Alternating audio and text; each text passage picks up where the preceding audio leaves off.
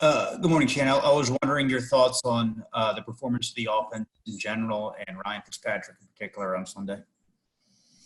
Well, we didn't play well enough. If you lose, you don't play well enough. That's the bottom line. We made improvement from last week to this week, but it's going to take more improvement for us to get where we want to get to. I thought we did some good things. Our 2-minute offense, first half, second half, last week has continued to be positive.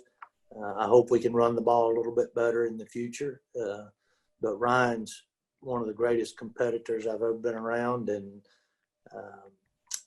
he's a great leader and made some great throws yesterday. And I hope that will continue, and we'll get rid of the bad stuff and keep the good stuff going. Omar? Chan, I want to ask you a little bit about the running game. What do you feel are the issues? 99 yards wasn't that bad in terms of production standpoint. Obviously, you didn't win, but why do you feel that you're having these issues about your base run game?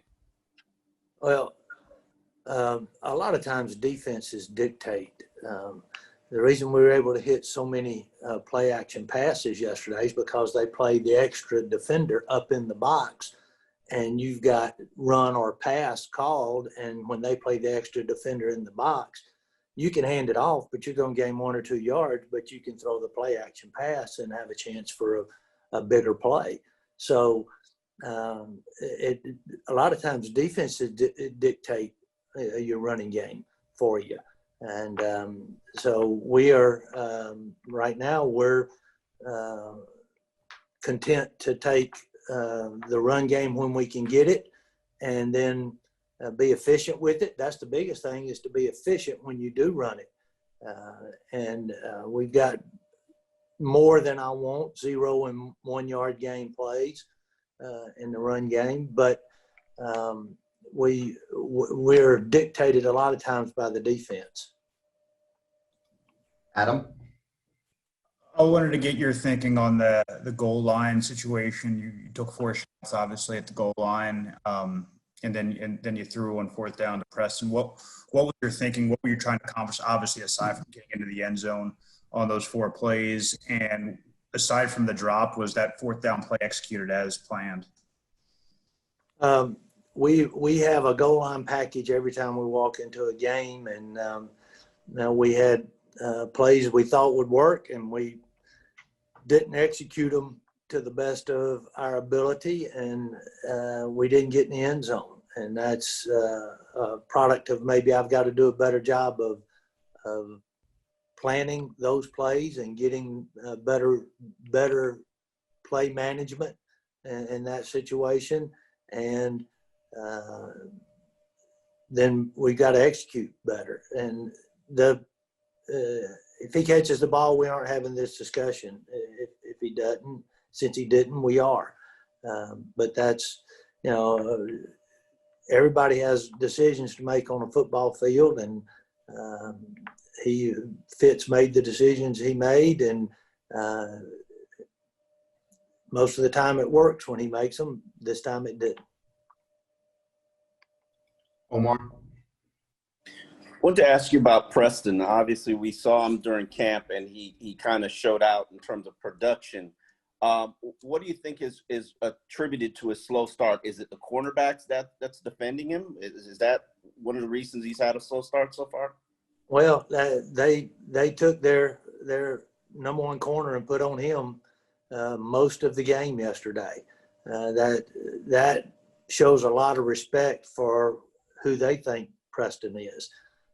So that's part of it. And we've got to continue to find out, the things he's doing well, and make sure that we're incorporating those things that he does well. We want to make him the best player that he can be, but he's drawing some of the tough guys right now. Travis? Hey, Coach. Yesterday, Fitz talked about some of the adjustments coming out of the locker room in the second half. I was just curious to get your take. You saw the Bills doing defensively and how you kind of made those adjustments at halftime. Well, we just had a run or two that we wanted to try that we hadn't had in the game plan going in.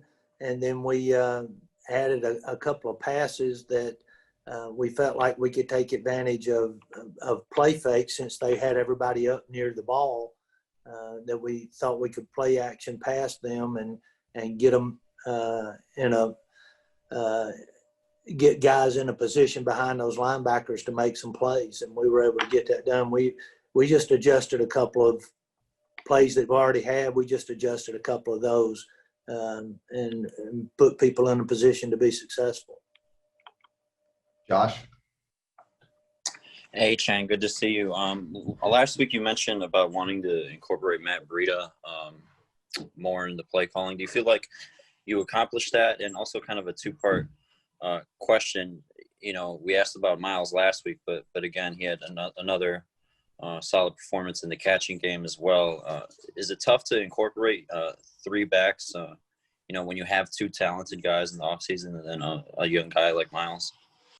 Yeah, there's only one football. Nobody ever gets it enough. That's just the way it happens in this game. And when you have good receivers, you have a good tight end, you have good running backs, everybody cannot touch it as much as they would like to touch it or as much as anybody would like for them to touch it. You have to do what the defense allows you to do. And Matt played well yesterday, did some really good things. Miles continues to do some good things, and Jordan runs hard for us on the goal line and some other places. And we're just going to continue to try to do what they do best. All right, coaches, one more question. We'll go to Joe. What did you think of Gesicki's one-handed catch and then also his play overall? Well, the catch was, highlight reel stuff. It was really an amazing catch. But I've seen him do it before. So doing it in a game, to me, I didn't expect it, but, I understood it when I saw it because I've seen him do it before. And he understands the game. He gets the game. He gets what he needs to do and where he needs to be. And he's able to catch the ball in his hands away from his body. And he has such a big body, people have a hard time going around him to get to the ball. So right now he's a tough target for people to cover.